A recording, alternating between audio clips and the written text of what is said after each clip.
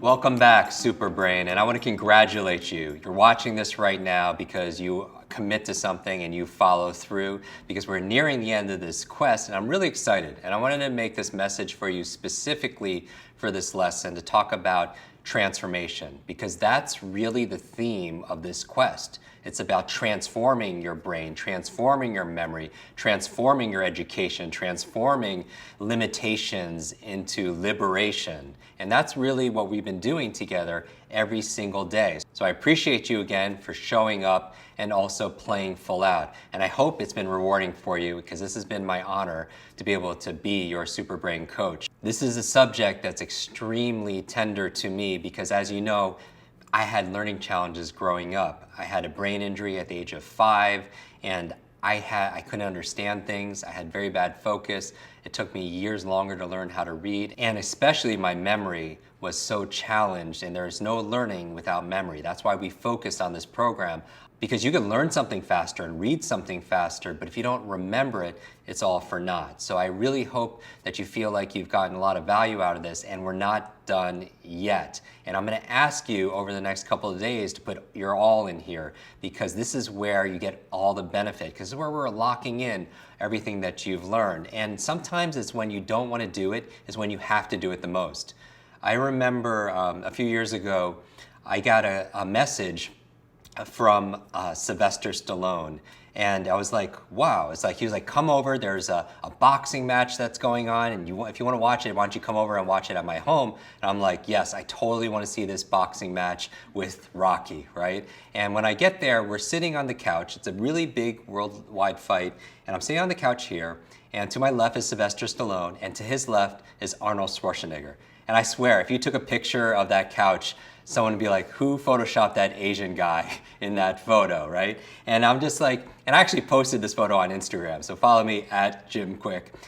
So I'm there and I'm talking to him, and after the fight is over, I ask him, because I believe genius leaves clues, I asked them, what does it take to be a champion? There's two champions there battling it out, and I have mixed feelings when it comes to fighting and boxing. I train in the martial arts, and yet I also know, and I love competition and excellence and how two people could raise each other. And I don't like the idea of people, because I'm a brain guy, being punched in the head and concussions and all the concussions I've had, and I know that damage it does. But afterwards I was like, genius leaves clues. I asked them, what does it take to be a champion like them? And I remember what Arnold told me, and I'll remember it forever. He says, Jim, the difference between an amateur and a champion is a champion will push past the pain period. The champion will push past the pain period.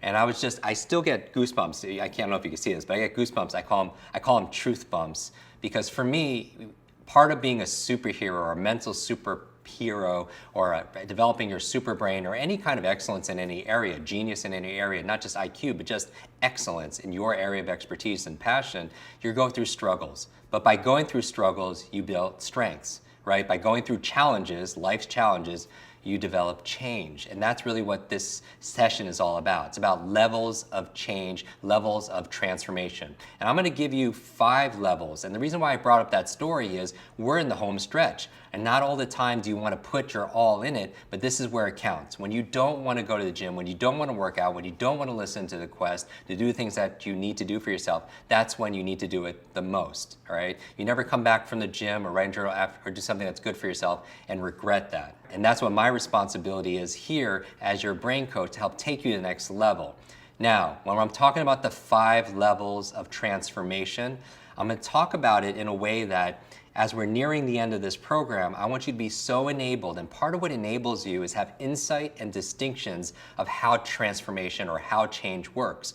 Because as you're here with me, you obviously want to make a change. Otherwise, you want to invest in this program, your time, your money, your attention, right? Your energy. So I want you to benefit from it. But if you have any sticking points throughout this entire program, you could easily, good news is, you could easily go back and re-listen to it or re-watch them and do the homework, because you never know what's going on. You could be hitting this stone. It's like a stone cutter. You have a block of stone, right? And the stone cutter is just hitting it with the hammer. You can hit it 100 times, 200 times, 300 times, nothing could change. And then one more hit, and it just splits right open.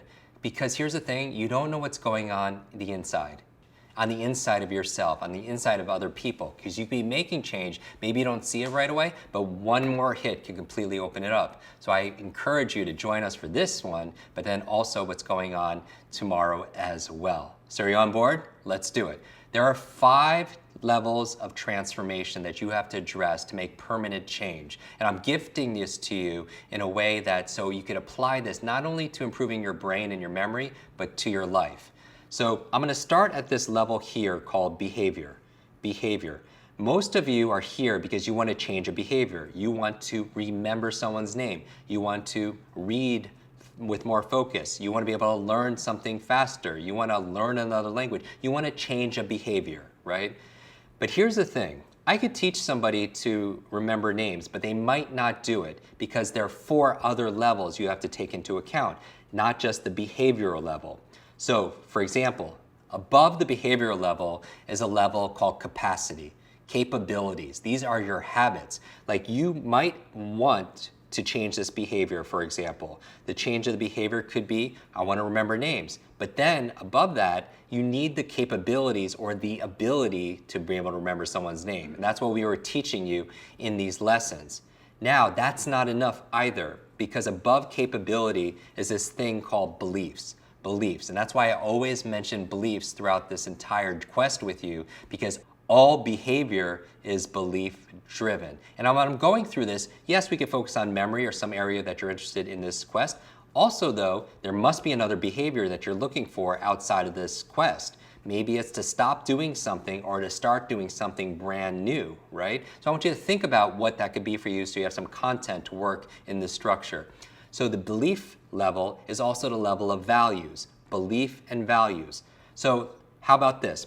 You might want the behavior of remembering names. You might even have the capabilities maybe of learning, oh, you learned from Jim how to remember names, be suave, right? But if you don't believe you can do it, then is this gonna work? No. If you believe that you have a bad memory or you're not good with names, you won't execute on the capacity to be able to get that behavior. Does that make sense? Even going back here when I'm saying belief and values, it could be a belief like I'm too old, and that's going to affect this behavior also as well. But also you're at the level of values. So what's a value? It's something that's important to us. So here, belief and value, you might not value remembering someone's name. Is that fair? At some level of your transformation, you might either believe it's not possible or not even value it as something that's important to you, so you're not going to use it and remember that person's name. Does that make sense? Now, above the level of belief and values is this thing called identity. Identity.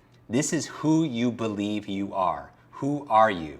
You've heard this phrase where the words I am are the most powerful words in the English language because whatever you put after that determines your destination, determines your destiny. And finally, on the bottom here, below behavior, is this thing called environment. The environment is like where you are and the people that you're spending time with also. So we talked about having a positive peer group. But for example, the behavior might be to remember people's names, but if the environment you're not meeting new people, then that's not going to promote that behavior. The behavior might be to speed read and read a book a day, for example. But if your environment is too dark or your environment doesn't have books, you're not going to get success. You're not going to get that transformation.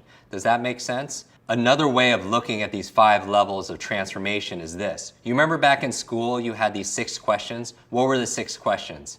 There's 5 W's and the what? And the H, the how, right? And questions, I believe, are the answer. We do this when I teach speed reading and I teach people how to read 3 times faster and we talk about comprehension. One of the keys to having better comprehension is asking better questions, because ask and you shall what? You shall receive. Because when you ask questions, you activate this part of your brain called the reticular activating system. Reticular activating system is called RAS, because at any moment you could be focusing on a billion different things going on in your environment. Literally a billion different stimuli. You could be thinking about the air conditioner or the heater. You could be thinking about your shoes. You could be thinking about space and anything that's going on in your environment, a billion different things. So primarily, your brain is more of a deletion device because you don't want to pay attention to all of this. But what determines what you pay attention to?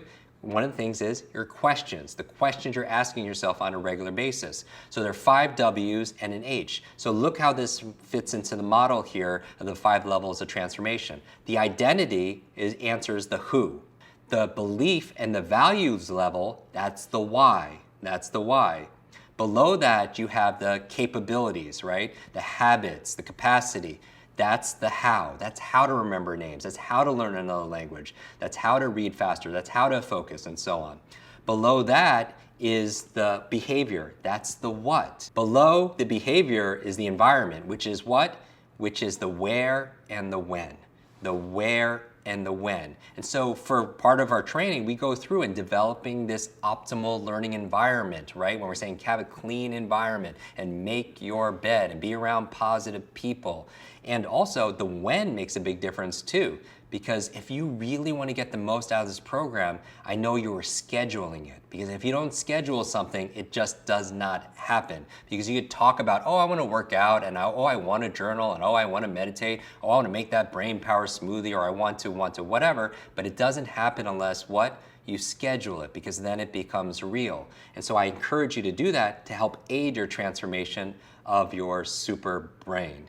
That's a lot of information, isn't it, super brains? What I'm going to ask you to do is this. I'm going to ask you to review this model and look at it through your lens of where do I want to make the biggest transformation in my life at this level of behavior? Where do I want to change my behaviors? And if I'm not making a change in behavior, where am I sticking? Meaning, do I know the how? Do I know the capabilities? Do I have an empowering belief? Are my beliefs empowering enough to be able to do that? Remember, in this program, we talked about abracadabra, using your words to change the world, right? And do you have beliefs to be able to empower that? Do you also, on top of beliefs, value this? And obviously you value it at some level because you're here with me, because you could always tell what people value based on where they put their attention. And if you're watching me right now, which you are, obviously you value your personal development and transformation. And then your identity. Maybe, for example, behavior is somebody wants to stop smoking. That's the behavior. But if they identify with, I am a smoker, this behavior is going to be hard to change because of the congruency, that alignment, right? And then finally, the environment here. You want to make sure you set up your environment to support you in the biggest way. So I would really review this model as homework and use examples of areas that you want to change your behavior and just analyze the levels that you feel like you're having sticking points with so it could be better addressed.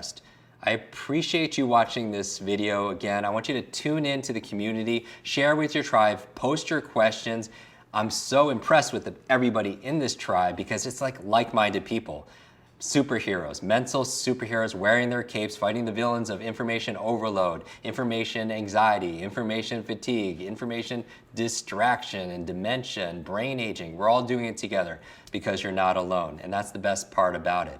So I'm looking forward to seeing you tomorrow in tomorrow's lesson. Big, big, big training tomorrow. Until then, remember, take care of yourself, review this information, and I'll see you in our next lesson.